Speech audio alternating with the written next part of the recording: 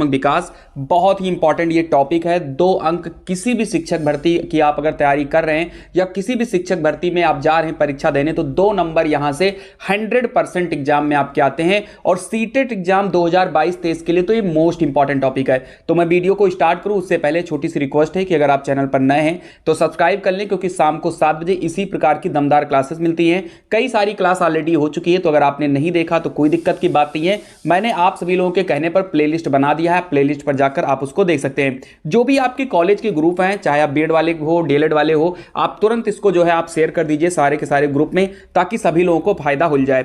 छोटी सी क्लास है, लेकिन इसी छोटी सी क्लास में मैंने जीन पियाजे के सिद्धांत का पूरा निचोड़ डाल दिया है। अगर आप पूरी क्लास को देख लेते हो, इस क्लास में आपको जो है थ्योरी भी मिलेगा और एमसीक्यू भी मिलेगा। पहले हम लोग थ्योरी कवर करेंगे, उसके बाद हम लोग एमसीक्यू कवर करेंगे, जैसा कि हम लोग डेली करते हैं। चलिए स्टार्ट करते हैं आज की वीडियो को। सबसे पहले यहां पर आपको बात करते हैं जीन पियाजे के संज्ञानात्मक विकास का सिद्धांत। आपके एग्जाम में सीधा क्वेश्चन पूछा जाएगा कि संज्ञानात्मक विकास का सिद्धांत किसने दिया है। आपके ऑप्शन में कई सारे मनोवैज्ञानिक होंगे, जिसमें आपको जीन पियाजे जो है टिक कर देना है। या ऐसा क्वेश्चन पूछा जा सकता है कि जीन पियाजे ने कौन सा सिद्धांत दिया है, तो आपका आंसर संज्ञानात्मक विकास का सिद्धांत हो जाएगा। ऐसे ही जो संज्ञानात्मक विकास का सिद्धांत है, इसके अन्य नाम भी है बौद्धिक विकास का सिद्धांत, विकासात्मक सिद्धांत और संज्ञानात्मक व्यवहार का सिद्धांत। आपके एग्जाम में क्वेश्चन पूछ लिया जाता है कि बौद्धिक विकास का सिद्धांत किसने दिया है, तब आप लोग वहां पर फंस जाते हो, क्योंकि आप लोग दिमाग में बैठाए रहते हो संज्ञानात्मक विकास का सिद्धांत पियाजे ने दिया है। याद रखिएगा, अगर बौद्धिक विकास का सिद्धांत पूछा जाएगा तो भी आपका आंसर जीन पियाजे होगा, विकासात्मक सिद्धांत अगर पूछा जाएगा तो भी आपका जीन पियाजे होगा, और संज्ञानात्मक व्यवहार का सिद्धांत अगर पूछा जाएगा तो भी आपका आंसर जीन पियाजे होगा। तो आपको कंफ्यूज नहीं होना है, सीधा सीधा आपको याद रखना है कि बौद्धिक विकास का सिद्धांत, विकासात्मक सिद्धांत या फिर संज्ञानात्मक व्यवहार का सिद्धांत, ये सब सिद्धांत जो है जीन पियाजे ने दिए हैं, क्योंकि ये तीनों जो है संज्ञानात्मक विकास के सिद्धांत के अन्य नाम है। एक क्वेश्चन आपका पूछा जाता है कि जीन पियाजे किस देश के निवासी थे, बहुत बार एग्जाम में आया है, तो आपको इनका याद रखना है कि जो जीन पियाजे हैं वो स्विट्जरलैंड के निवासी हैं। याद रखना है, बहुत ही ज्यादा इंपॉर्टेंट है और कई बार एग्जाम में ये पूछा जा चुका है। तो स्क्रीनशॉट आप इसका ले लीजिए। और एक बात हमेशा याद रखिए कि जब भी आप मेरी क्लास लीजिए तो आप नोट्स उसकी जरूर बनाते रहिए। मैं टॉपिक वाइज आपको हर एक चीज क्लियर कराऊंगा, आप उसको आराम से लिखते हुए चलिए, उसकी नोट्स बनाते हुए चलिए। जब हमारी क्लास 30 क्लास कंप्लीट हो जाएगी, यानी 30 दिन की क्लास कंप्लीट हो जाएगी, उसके बाद आप देखोगे कि आप कोई भी क्वेश्चन जो है सीडीपी से गलत नहीं करोगे। ठीक है, चलिए आगे बढ़ते हैं। यहां पर हम बात करते हैं, एक बड़ा इंपॉर्टेंट पॉइंट है, इसको आप लोग हाईलाइट कर लीजिएगा। अगर आप नोट्स बना रहे हैं, नोट्स आप बनाइए। अगर आपको लग रहा है कि मैं तेजी से पढ़ा रहा हूं तो आप तुरंत वीडियो को पॉज करिए, नोट्स बनाइए, उसके बाद में आप स्टार्ट करके आगे देखिए, लेकिन नोट्स बहुत जरूरी है। देखो, जीन पियाजे को विकासात्मक मनोविज्ञान का जनक कहा जाता है। आपके एग्जाम में यह अनगिनत बार क्वेश्चन पूछ लिया गया है कि विकासात्मक मनोविज्ञान का जनक किसे कहा जाता है, तो आपका आंसर जीन पियाजे बिल्कुल ही सही हो जाएगा। चलिए आगे की तरफ बढ़ते हैं। अब ये जो पॉइंट है ये मोस्ट इंपॉर्टेंट है, इसका आपको स्क्रीनशॉट ले लेना है। संज्ञानात्मक विकास की अवस्थाएं, सबसे पहले तो आपके एग्जाम में यही क्वेश्चन पूछ लिया जाता है कि जीन पियाजे ने संज्ञानात्मक विकास की कितनी अवस्थाएं बताई। अभी जब मैं एमसीक्यू करवाऊंगा तब मैं वहां पर आपको बताऊंगा कि ऐसे क्वेश्चन सीटेट में कई बार आए हैं। तो जीन पियाजे ने संज्ञानात्मक विकास की 4 अवस्थाएं बताई हैं। और 4 अवस्था कौन कौन सी हैं, तो सबसे पहली अवस्था है आपकी संवेदी गामक या फिर इंद्रिय गतिक अवस्था। इसका समय आपको याद रखना है, जन्म से 2 साल। ये जो यहां पर समय लिखा हुआ है, टेन्योर जो लिखा हुआ है ना, ये बहुत इंपॉर्टेंट है, आपको याद रखना है। दूसरा है आपका पूर्व संक्रियात्मक अवस्था, जो कि 2 से 7 साल का है। मूर्त संक्रियात्मक अवस्था 7 साल से 11 साल है। और अमूर्त संक्रियात्मक अवस्था, जिसको हम लोग औपचारिक अवस्था भी बोलते हैं, इसका समय है 11 साल से 15 साल। इसका स्क्रीनशॉट ले लीजिए और अभी जैसे ही क्लास खत्म होगी इसको थोड़ा सा पढ़ लीजिएगा। बस आप मान के चलिए कि 1 नंबर तो आपके इस स्क्रीनशॉट से आ जाना है। आपके एग्जाम में क्वेश्चन ऐसे बनेगा कि बताइए पूर्व संक्रियात्मक अवस्था का समय क्या होता है। ऑप्शन में जन्म से 2 साल दिया होगा, 2 से 7 साल दिया होगा, 7 से 11 साल दिया होगा और 11 से 15 साल होगा। तो पूर्व संक्रियात्मक अवस्था, जिसको कभी कभी क्या होता है कि एग्जामिनर प्राक संक्रियात्मक अवस्था नाम से भी पूछ लेता है। तो पूर्व संक्रियात्मक अवस्था को प्राक संक्रियात्मक अवस्था भी कहते हैं, तो कंफ्यूज मत होइएगा। चलिए इनके बारे में हम लोग अलग से पढ़ लेते हैं। सबसे पहले हम बात करते हैं संवेदी गामक अवस्था, जिसको अंग्रेजी में सेंसरी मोटर स्टेज के नाम से भी आप जानते हो। जन्म से 2 साल इसका समय होता है, ये आपके दिमाग में होना चाहिए। इसमें होता क्या है, मेन चीज हम आपको बता देते हैं। इसमें बालक अपना सारा काम इंद्रियों से करता है। इंद्रियों का मतलब क्या है, जो भी काम करेगा अपने हाथ से करेगा, पैर से करेगा। उसको कुछ भी मांगना होगा या अपनी मम्मी को बुलाना होगा तो वो हाथ से इशारा करेगा, ऐसे ऐसे ऐसे से हाथ से वो इशारा करता रहेगा। तो कुल मिलाकर ये होगा कि उसका जो भी काम होगा वो अपनी इंद्रियों की सहायता से होगा। जैसे उसको भूख लगेगी तो वो इशारा करेगा खाने के लिए। कुल मिलाकर वो सारा का सारा काम इशारों से करता है। और इस अवस्था में जो बालक है वो धीरे धीरे देखने, पकड़ने व लिखने की कोशिश करता है। जैसे क्या होता है कि जब आप कहीं जा रहे हो तो आपकी उंगलियों को पकड़ने की वो कोशिश करेगा, पकड़ नहीं पाएगा क्योंकि 2 साल का बच्चा छोटा होता है, लेकिन यहां पर लिखने की कोशिश करेगा। अब लिखने का मतलब क्या हुआ सेंस में कि अब लिख तो भाई कोई पाएगा नहीं। क्या करता है कि वो दीवार पर, आप देखते होंगे ना, अगर आप उसको चाक दे दो या पेन दे दो, पेंसिल दे दो, तो ऐसे दीवार पर नहीं तो ऐसे जमीन पर, फर्श पर, वहां पर वो जो है उसको एकदम से ऐसे गोदने लगता है। तो कहीं ना कहीं कोशिश करता है, वो लिख तो पाता नहीं है। इसमें जो यहां पर मैंने तीसरा वाला जो पॉइंट लिखा है ये अनगिनत बार आपके सीटेट में आ चुका है। तो ये पॉइंट आप लोग बिल्कुल, अगर आप नोट्स बना रहे हो तो इसको हाईलाइट कर लीजिएगा। क्वेश्चन सीधा पूछा जाता है कि बच्चों में वस्तु अस्थायित्व का गुण किस महीने आ जाता है। तो 20 माह तक बच्चों में वस्तु अस्थायित्व का जो गुण है वो आ जाता है। या फिर आपके एग्जाम में ऐसा भी क्वेश्चन पूछा जाता है कि वस्तु अस्थायित्व का गुण बच्चों में किस अवस्था में होता है। आपके ऑप्शन में संवेदी दे दिया जाएगा, मूर्त संक्रियात्मक दे दिया जाएगा, अमूर्त संक्रियात्मक दे दिया जाएगा, पूर्व संक्रियात्मक दे दिया जाएगा। तो याद रखिएगा वस्तु अस्थायित्व का जो गुण होता है वो बच्चों में संवेदी गामक अवस्था में होता है। अब वस्तु अस्थायित्व क्या है? वस्तु अस्थायित्व ये होता है कि बच्चों को मान लो अभी आपने एक गुड़िया दे दिया और उसी के बगल में आपने कार दे दिया या छोटे छोटे खिलौने और रख दिया आपने, और आपसे क्या किया जाए कि आप उसके सामने से गुड़िया को उठाओ और ले जाकर अलग रख दो। तो बच्चा गुड़िया को पहचानता है, वो गुड़िया को जाकर वहां से वो उठा लाएगा। इसी को बोलते हैं वस्तु अस्थायित्व का गुण। समझ में अगर आ गया है तो भैया प्लीज वीडियो को लाइक कर दीजिए। और अगर आपको लगे कि हाँ जो इस चैनल है यहां पर सीडीपी जबरदस्त तरीके से पढ़ाई जाती है तो आप सब्सक्राइब करिएगा। नहीं समझ में आ रहा तो बिल्कुल सब्सक्राइब मत करिए आप, लेकिन देख लो 2 अंक आपके पक्के हो जाएंगे। चलिए आगे बढ़ते हैं। पूर्व संक्रियात्मक अवस्था बहुत इंपॉर्टेंट यहां पर ये पॉइंट है, याद रखिएगा। चलिए तो इसमें अगर हम बात करें तो यहां पर ये जो पहला पॉइंट लिखा है ये बहुत बार एग्जाम में आया है। इसमें बच्चा क्या होता है, निर्जीव वस्तुओं को सजीव समझने लगता है। इसमें मतलब क्या होता है, जैसे आप कोई गुड़िया उसको दे दो या आप उसको कोई गुड्डा दे दो, कोई डॉल दे दो, कुछ भी दे दो, आप टेडी बेयर कुछ भी दे दो उसको, वो उसको जिंदा समझेगा, उसको सुलाने की कोशिश करेगा, उसको वो कहेगा हंसो, उसको थपकी देगा। यानी कुल मिलाकर जो भी निर्जीव चीजें होती है उसको वो सजीव समझने लगता है। अगर उसके सामने भी टाइगर का आप कुछ भी रख दो, एक तरीके का मैं कह दूं टाइगर का एक कोई टेडी बेयर लेकर जाओ, उसको दे दो और उसको कह दो कि लो इसको लो, तो डर भी जाता है। अगर आप उसको सामने रखोगे तो वो डर जाता है, या कुछ भी ऐसी चीजें आप रखोगे तो वहां पर वो डर जाएगा। तो निर्जीव वस्तुओं को सजीव समझने लगता है। इस अवस्था में बच्चा रंगों और गिनती को पहचानने लगता है। यह क्वेश्चन भी कई बार एग्जाम में आ चुका है। सीधा क्वेश्चन बनेगा आपके एग्जाम में कि किस अवस्था में बच्चा रंगों और गिनतियों को पहचानने लगता है। तो आपका आंसर हो जाएगा पूर्व संक्रियात्मक अवस्था, 2 से 7 साल में यह करने लगता है। इसमें बच्चा जो है प्रतीकात्मक खेल खेलता है। यानी कि प्रतीकात्मक खेल का मतलब होता है कि वह क्या करेगा कि कुछ भी छुपन छुपाई खेलने लगेगा, दौड़ने की कोशिश करेगा, छुई छुआवन खेलने लगेगा। यानी प्रतीकात्मक खेल वो वहां पर खेलने लगता है। और यहां पर जो चौथा पॉइंट है ये मोस्ट इंपॉर्टेंट है, सही अनुपात का अंतर नहीं कर पाता। अब सही अनुपात का अंतर का मतलब क्या होता है इस अवस्था में, मान लो आपने क्या किया कि आपने खूब बड़ा सा रुई का ऐसे ढेर लगा दिया और एक तरफ आपने लोहा रख दिया। ये लोहा मान लो 1 किलोग्राम का है और ये रुई जो है ये मान लो 100 ग्राम का है।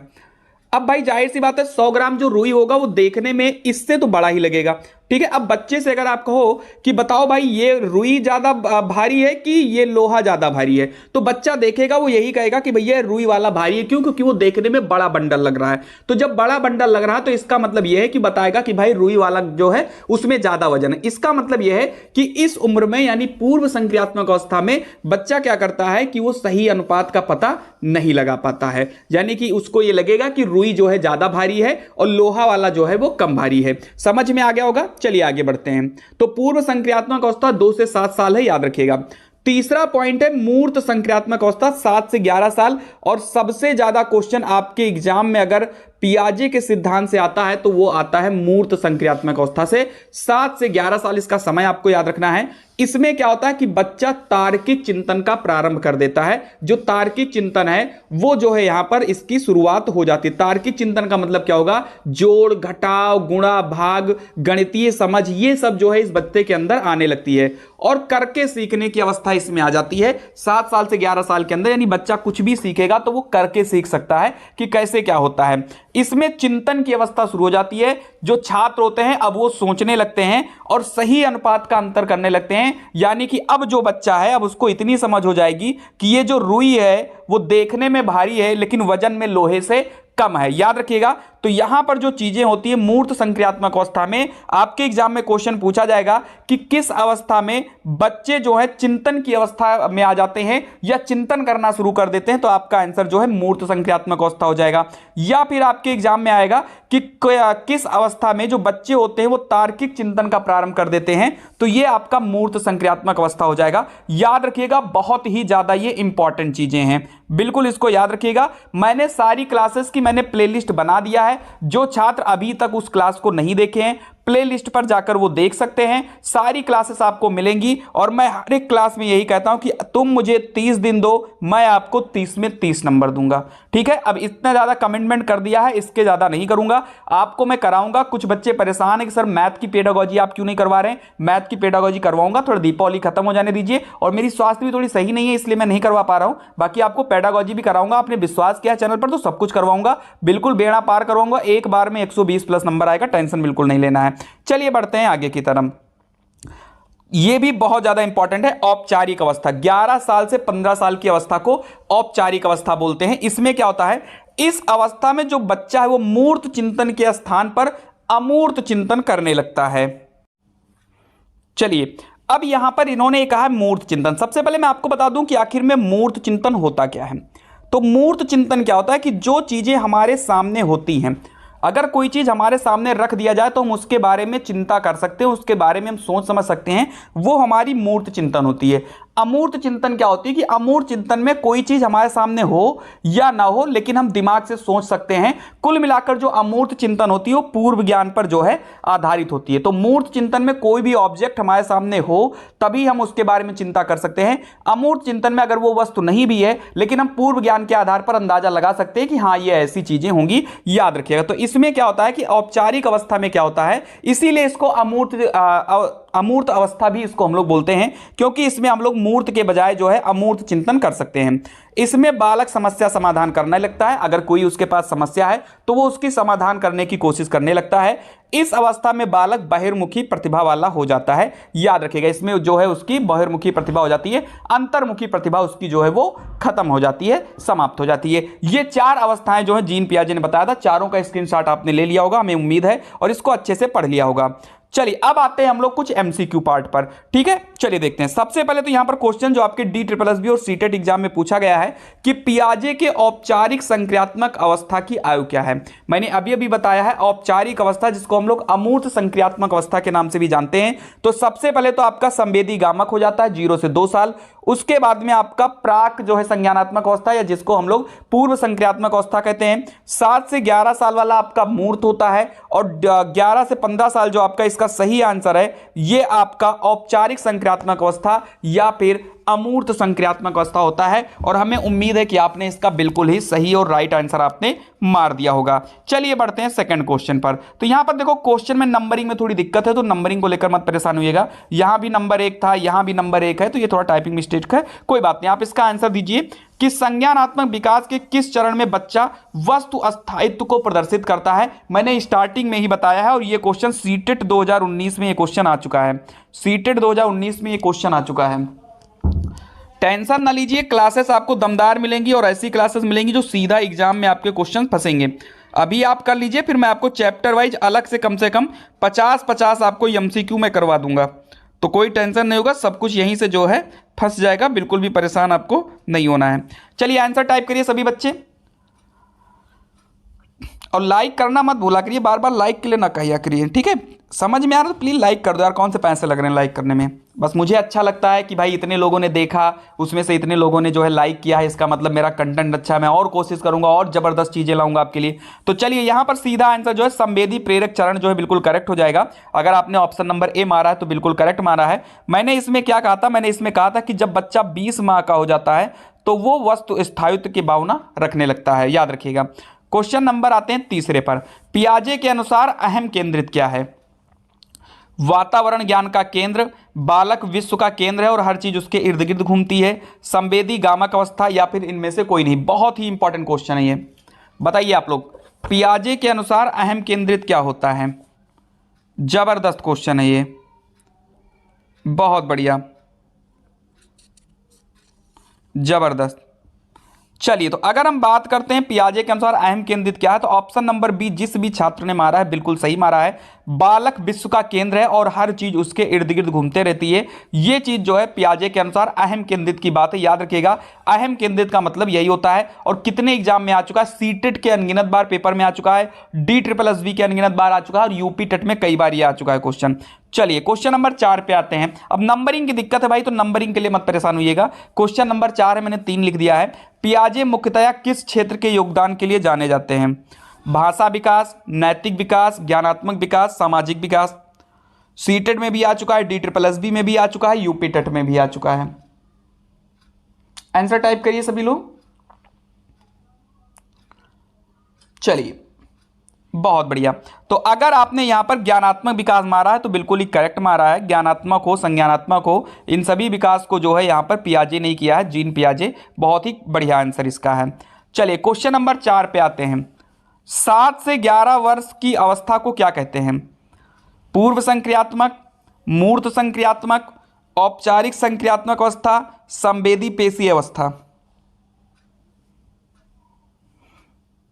बताइए आप में से कितने लोग ये चाहते हैं कि जीन पियाजे के टॉप 30 क्वेश्चन करवा दिए जाएं? कितने लोग ये चाहते हो कि जीन पियाजे के अलग से टॉप 30 क्वेश्चंस का एक वीडियो आ जाए?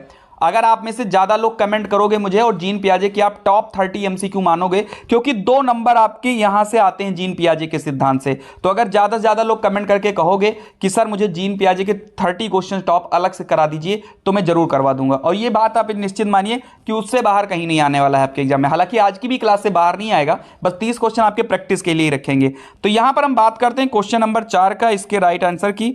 तो 7 से 11 साल, देखो सबसे पहले हमने आपको बताया है कि 0 से 2 साल आपका होता है संवेदी पेशी अवस्था, यानी इसका समय होता है 0 से 2 साल। उसके बाद पूर्व संक्रियात्मक अवस्था होता है 2 से 7 साल का। उसके बाद मूर्त संक्रियात्मक अवस्था होता है 7 से 11 साल का। उसके बाद औपचारिक होता है 11 से 15 साल का। तो इसका सीधा और राइट आंसर जो है ऑप्शन नंबर बी जो है बिल्कुल ही करेक्ट आंसर हो जाएगा। चलिए बढ़ते हैं आगे की तरफ। संज्ञानात्मक विकास का पिता किसे कहा जाता है? ये लो बिल्कुल सिंपल सा क्वेश्चन है। पियाजे, सिगमंड फ्रायड, पावलोव या फिर वाटसन। बहुत ही इजी क्वेश्चन है, बहुत ही इजी क्वेश्चन है। बिल्कुल बता दीजिए, गर्दा मचा दीजिए, एकदम से धुआं धुआं कर दीजिए, बिल्कुल धुआं धुआं कर दीजिए आप लोग। बहुत बढ़िया। चलिए तो सीधा जीन पियाजे आपका बिल्कुल ही करेक्ट आंसर हो जाएगा। आगे बढ़ते हैं। निर्जीव वस्तुओं का सजीव अनुभव देने वाली प्रकृति के पियाजे ने क्या नाम दिया है? कल्पना, केंद्रीयकरण, सजीव चिंतन या फिर वस्तु स्थितार्य। निर्जीव वस्तुओं का सजीव अनुभव देने वाली प्रकृति का पियाजे ने क्या नाम दिया है? तो बिल्कुल सजीव चिंतन इसका राइट आंसर हो जाएगा। वो निर्जीव को जो है सजीव समझता है, और ये चीजें वो कब करता है? जब वो होता है किस अवस्था में? अपने पूर्व संक्रियात्मक अवस्था में। मैंने कहा था कि उसके सामने टाइगर रख दोगे, आप टाइगर का पुतला ही रख दोगे तो भी वो डर जाता है। चलिए, पियाजे के अनुसार निम्नलिखित में से कौन सा व्यक्ति के संज्ञानात्मक विकास को प्रभावित नहीं करता है? इस क्वेश्चन को अगर आप नोट्स बना रहे हो तो उसके नीचे ही इस क्वेश्चन को लिख लीजिएगा। Most most most important question है। अनगिनत बार ये सीटेट के एग्जाम में पूछा जा चुका है क्वेश्चन कि पियाजे के अनुसार कौन सा व्यक्ति के संज्ञानात्मक विकास को प्रभावित नहीं करेगा। तो याद रखिएगा, एक है वाइगोत्स्की साहब हैं, उनके आगे हम लोग आगे की क्लास में उनको हम कवर करेंगे, और एक है आपके जीन पियाजे साहब। जीन पियाजे और जो वाइगोत्स्की हैं, इन दोनों में बस इतना ही अंतर है कि जीन पियाजे ने यह कहा है कि जो बच्चा है वो सामाजिक अनुभव से सीखता है, उसके अंदर धीरे धीरे जब बच्चा बड़ा होता जाता है, संवेदी पेशीय, पूर्व संक्रियात्मक, उसके बाद मूर्त, फिर अमूर्त, जैसे जैसे बच्चा बड़ा होता है उसका जो संज्ञान है, उसका जो ज्ञान है, उसका जो संज्ञानात्मक विकास है वो पूरी तरीके से कंप्लीट हो जाता है। यानी जैसे जैसे वो परिपक्व होता है उसकी चीजें क्लियर हो जाती हैं। और क्रियाकलाप, बच्चा जो है क्रियाकलाप के माध्यम से सीखता रहता है। उन्होंने कहीं पर भी अपनी जो सिद्धांत उसमें कहीं भी उन्होंने भाषा का जिक्र नहीं किया है। और जो वाइगोत्स्की साहब हैं उन्होंने भाषा का जिक्र किया है। अगर आपके एग्जाम में क्वेश्चन पूछ लिया जाए कि जीन पियाजे के सिद्धांत और वाइगोत्स्की के सिद्धांत में अंतर क्या है, तो यही अंतर आपका है, क्योंकि यहां पर जो वाइगोत्स्की साहब ने हैं उन्होंने भाषा पर अधिक बल दिया है। जब हम वाइगोत्स्की का सिद्धांत पढ़ेंगे तो वहां पर हम अच्छे से आपको क्लियर कराएंगे। चलिए आगे आते हैं। तो इसमें अगर बात किया जाए कौन सा प्रभावित नहीं करता है पियाजे के अनुसार, तो भाषा आपका राइट आंसर हो जाएगा। चलिए आगे आते हैं क्वेश्चन नंबर 8 पे। प्रचलित योजनाओं में नई जानकारी जोड़ने को किस नाम से जाना जाता है? समायोजन, साम्य धारण, आत्मसात्करण या फिर संगठन? प्रचलित योजनाओं में नई जानकारी को जोड़ना क्या कहलाता है? बताइए, बहुत अच्छा क्वेश्चन है, बहुत बढ़िया, जबरदस्त। चलिए, तो बिल्कुल आत्मसात्करण करेक्ट हो जाएगा। याद रखिएगा इसको, सीधा एग्जाम में क्वेश्चन पूछा जाता है कि आत्मसात्करण किसे कहा जाता है, तो याद रखिएगा प्रचलित योजनाओं में नई जानकारी को जोड़ने को ही हम लोग आत्मसात्करण कहते हैं। चलिए बहुत बढ़िया, जिन्होंने भी सी आंसर बताया बिल्कुल ही करेक्ट बताया। क्वेश्चन नंबर 9 पे आ जाते हैं। पियाजे के अनुसार विकास को प्रभावित करने में निम्नलिखित कारकों में से किसकी भूमिका महत्वपूर्ण होती है? अभी अभी हम लोगों ने बात किया है यहां पर इसके बारे में, बताइए। जबरदस्त क्वेश्चन है। चलिए, तो बिल्कुल मैंने अभी भी क्या बात कहा कि भाई भाषा का तो इन्होंने विरोध ही किया था भाई, इनका वाइगोत्स्की का 36 का आंकड़ा है, ठीक है। अनुकरण भी इसमें नहीं करता, पुनर्बलन भी इसमें नहीं है। भौतिक विश्व के साथ, क्योंकि समाज के साथ मिलकर जो है जीन पियाजे ने यह बताया है कि भौतिक विश्व के साथ अनुभव के आधार पर जो बच्चा है वो चीजें जो है सीखता है। जैसे जैसे बच्चा बड़ा होगा, समाज में जाएगा, लोगों से मिलेगा, उसी प्रकार से उसका जो है यहाँ पर जो उसकी ज्ञान है, जो उसकी संज्ञान है, वो वहां पर उनका परिपक्व होता चला जाएगा। तो ऑप्शन नंबर ए बिल्कुल करेक्ट हो जाएगा। चलिए क्वेश्चन नंबर 10 पे आते हैं। पियाजे के अनुसार संज्ञानात्मक विकास को कितनी अवस्थाओं में बांटा गया है? बहुत इजी क्वेश्चन है और बहुत इंपॉर्टेंट क्वेश्चन है। जो बच्चे नहीं पढ़ते हैं वो तो ये भी क्वेश्चन गलत करके चले आते हैं, ठीक है। देखो, आपको हर दिन आपको थ्योरी कराई जाएगी और साथ ही साथ आप लोगों को मेरे हिसाब से एमसीक्यू अगर होता है तो आपको एक क्लियर हो जाता है कि किस हिसाब से क्वेश्चन जो है आपके एग्जाम में आते हैं और आगे जो है आने वाले हैं। अगर आप लोग बताओगे कि जीन पियाजे का सर अलग से क्लास करा दीजिए, टॉप 30 एमसीक्यू, टॉप 25 जो भी एमसीक्यू बन सकते हैं इंपॉर्टेंट, तो अगर आप लोग ज्यादा से ज्यादा लोग कमेंट करोगे तो आपको हम पक्का करवा देंगे। और याद रखिएगा एक एक टॉपिक को हमें कवर करना है, क्योंकि सीटेड उटेड में बहुत ही सीमित जो है आपका सिलेबस है। ऐसा नहीं असीमित है कि जो मन में आए वो पढ़ते जा रहे हो, ऐसा नहीं, बस इंपॉर्टेंट जो पढ़ा रहा हूं आप पढ़ते जाइए, सीधा एग्जाम में चीजें मिलेंगी। चलिए, तो पियाजे के अनुसार संज्ञानात्मक विकास को कितने भागों में बांटा गया? तो 4 भागों में बांटा गया है। जिन्होंने ए बताया बिल्कुल करेक्ट है। ये 4 भाग कौन कौन से हैं आपने इसका स्क्रीनशॉट ऑलरेडी ले रखा होगा। तो इन्होंने 4 अवस्थाएं बताई हैं। संवेदी गामक या इंद्रिय गतिक अवस्था जन्म से 2 साल, पूर्व संक्रियात्मक अवस्था 2 से 7 साल, मूर्त संक्रियात्मक अवस्था 7 से 11 साल और अमूर्त संक्रियात्मक अवस्था या औपचारिक अवस्था 11 से 15 साल। तो फिलहाल आज के लिए इतने सारे क्वेश्चन थे। उम्मीद करता हूं कि आपको वीडियो पसंद आए होंगे। बाकी मैथ्स की पेडागोजी के लिए परेशान ना होइए, बस आपको जल्दी उसकी क्लास भी आपको मिलने लगेगी। तो आप लोगों को अगर वीडियो अच्छी लगी तो वीडियो को लाइक कर दें। अगर आप चैनल पर नए हैं तो चैनल को आप सब्सक्राइब कर लें।